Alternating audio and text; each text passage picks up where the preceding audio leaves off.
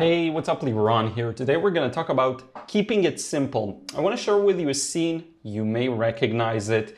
This is the making pesto scene, only a bit of a different take on it. This is a different angle, a bit more from afar, and I'm also working black and white. So I'm going to make this hopefully as interesting to listen to as I can. It's going to be a little chat and you will see my process here.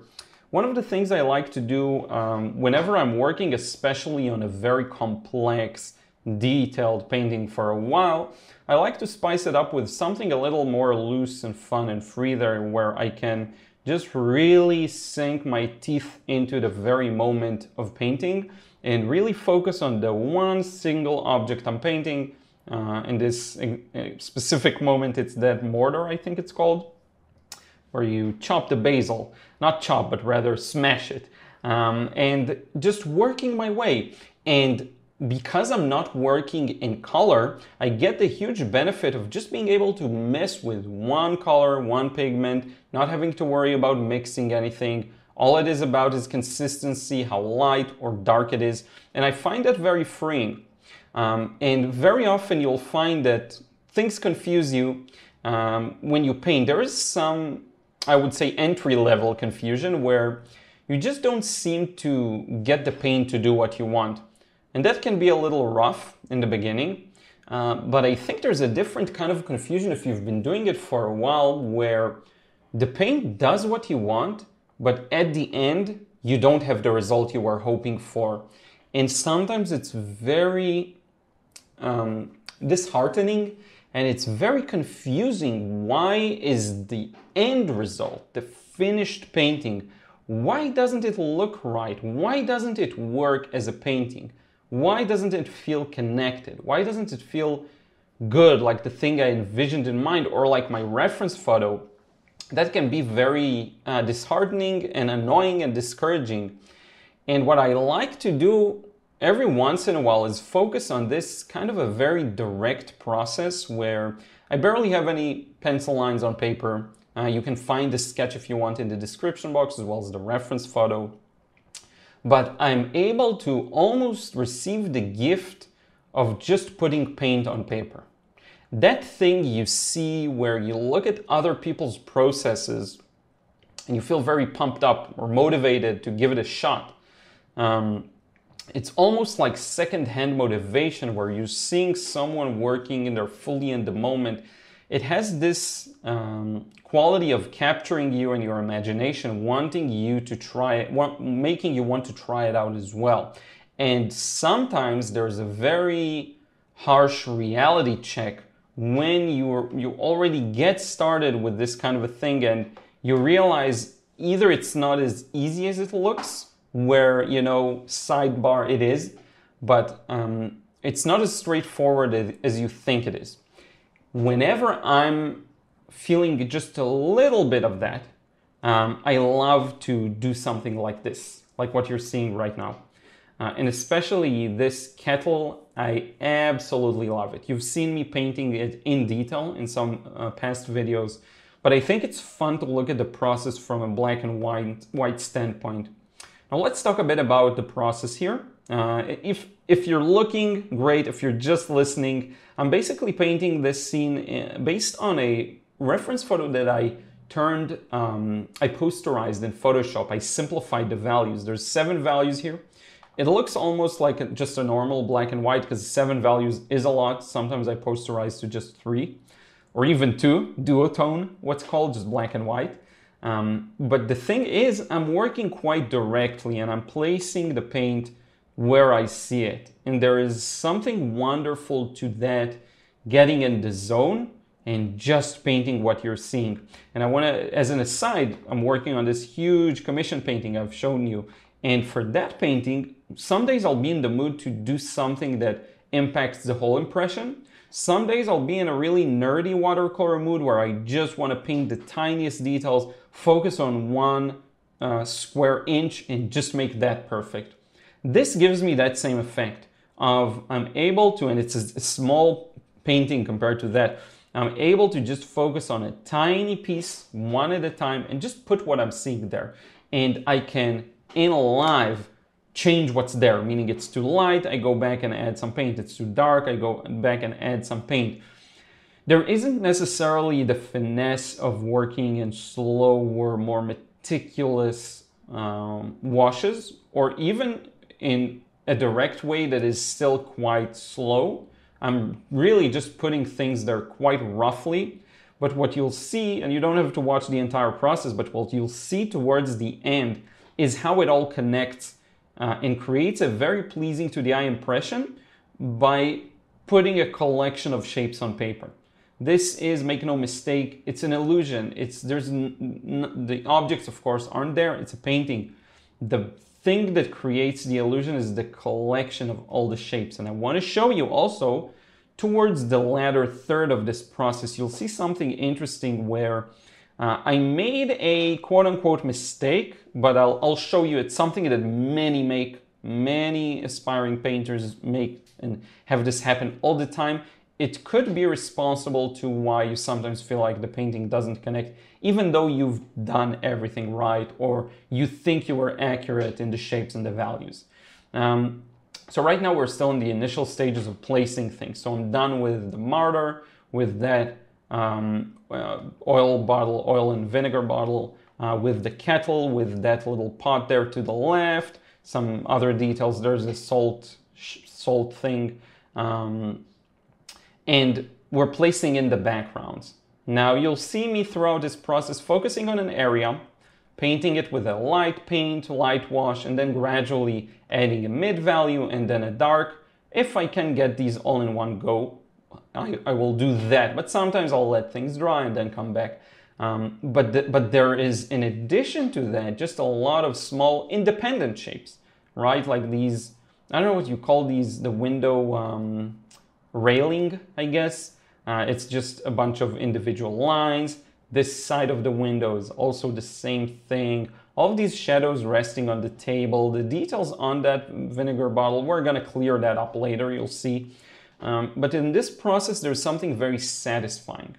Small paintings that are also, and this is quite small, you can tell kind of the size of it. I think it's a 5x7, I guess, something like that. They give you the gift of immediacy. You get to influence the painting quite fast, almost like sketching in pen and ink versus pencil. That's, to me, a huge benefit I really enjoy. And once again, if I work on a very small, detailed, realistic painting, I like once in a while to do one of these, or in between paintings, do one of these where I can immediately recognize the effect I have on the piece, right? It's very fast. And you can devote a lot of attention to these smaller details and the focal point, and then kind of put the rest in, and it will work. Now we're putting a very important component of the painting down right now, which is this massive shadow over the lower, I guess, third of the painting. And what this does is it's gonna create a more context to the lights in the middle, and it's gonna put our attention, make it narrow down on the focal point that's dead in the center. And look at how I just pre-wet, almost pre-wet, I kind of just painted it with light paint, and then I'm pouring back in some thicker paint. Even though this looks quite thick, there's a lot of water on paper, so remember it's gonna dry quite light. That's not the big issue that I'm gonna address in a couple of minutes here.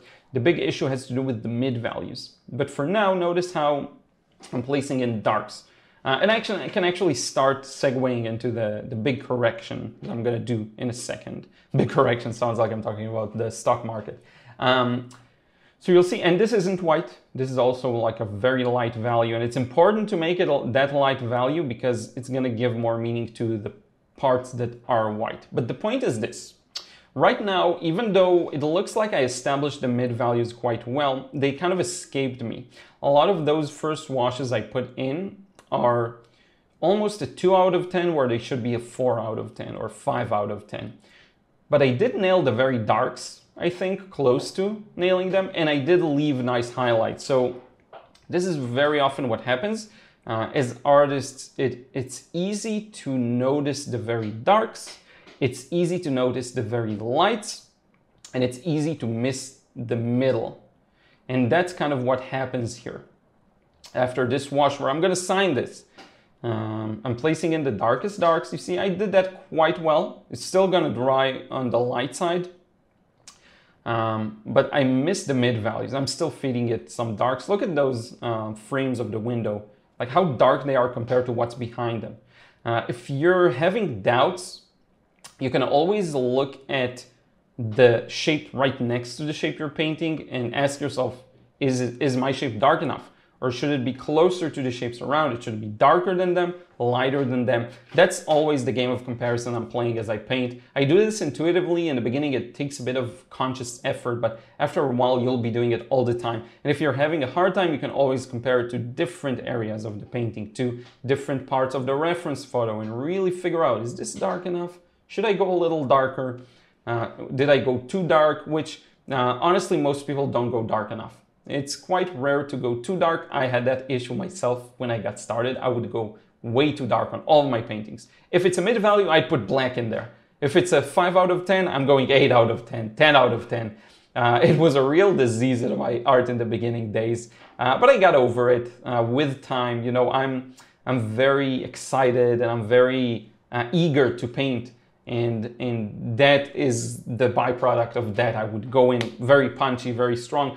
That's more uncommon. From what I see, most beginners are more timid, and so they don't go dark enough, and they wonder why the painting is flat. The painting is flat because you didn't get the full gamut of, if that's the right term, of values there, right? And you see, I'm fixing in real time. It was too dark. I'm lifting it back. There's a lot of manipulation I'm doing in real time. Now I signed this, and now it's time to fix this. So look at the highlight on the kettle. It doesn't pop enough, because everything to the left, the mid value is missed. So you're gonna see it's gonna be subtle yet important, and I will show you a comparison of before and after this fix right towards the end of the process, which is just a couple of minutes away. Look at how much of an impact adding this mid value gives the highlight, okay? The more you address this issue throughout your painting, the better it's going to look in the overall scheme of things. And I'm going pretty rough here. I'm just placing it in, but notice how for the vase as well, the light side of the vase was still quite dark and I missed that. These shadows on the bottle of oil and vinegar are also, they should reflect the background that should be darker. So I'm going to darken that and the background as well. The idea is, if you're going to look at the full range of values before, you're going to see strength in the lights and in the darks and not a lot in the middle. Now, I'm not saying every painting should have the full range of values. Some paintings, however, they do. The scene does ask for it. It almost asks you to use the full range of value because that's how it is. Some scenes are very high contrast. That's fine. For the vast majority of scenes, you will find that some mid value like this right here, that's a great example, the shadows, is required. And if you miss it, you kind of miss the point of the painting. There's a lot more nuance. It's rare for things to be pitch black or paper white. There's a lot in the middle, and still to this day, I often find myself missing these things and then having to come back and fix them. There's nothing wrong with that. Now, the more focused I am on a specific painting process, the less likely I am to miss it. The more important the painting process is, the more it's a work, whether it's a commission or a gift for a friend or someone I care about that I'm painting in the scene, the more I care about it, the more of that accuracy I get in the first go, which teaches you and shows you something important. I mentioned this before.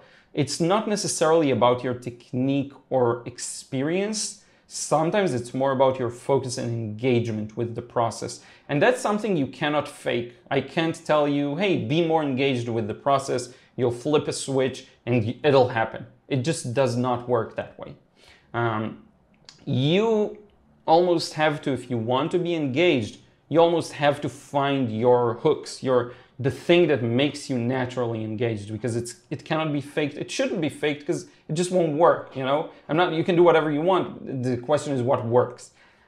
So yeah, and that is pretty much the entire process. Look at how darkening those lower sections really brings our attention back to the center. Of course, I could spend like another hour on this, but I never intended it to be like a really highly polished painting. All I wanted for this is to be like a quick impression. You can darken a lot of areas on the desk. You can add a lot of mid values still. I just wanted to make sure that the focal point plays its role and that you get some kind of an impression there, and you can see it here in the end result. Let's zoom in a bit on the kettle and the mortar. Mortar, is it? I think that's the right word. But in any case, I really hope you enjoyed this one. Let me know your thoughts in a comment below. If you are struggling with watercolor, be sure to check out my frustration-free watercolor course, link in the description box below. And also check out the Watercolor Realism course if this black and white, more value-oriented approach speaks to you, because that's what it's going to show you. I want to thank you so much, and I want to thank everyone who supports me on Patreon. It means the world to me. Thank you so, so much. Be sure to check it out if you aren't a supporter, and if you are a supporter, because I posted a couple of exclusive processes there, and also some posts that are open to all. So be sure to check that out. We'll talk to you again real soon. Take care.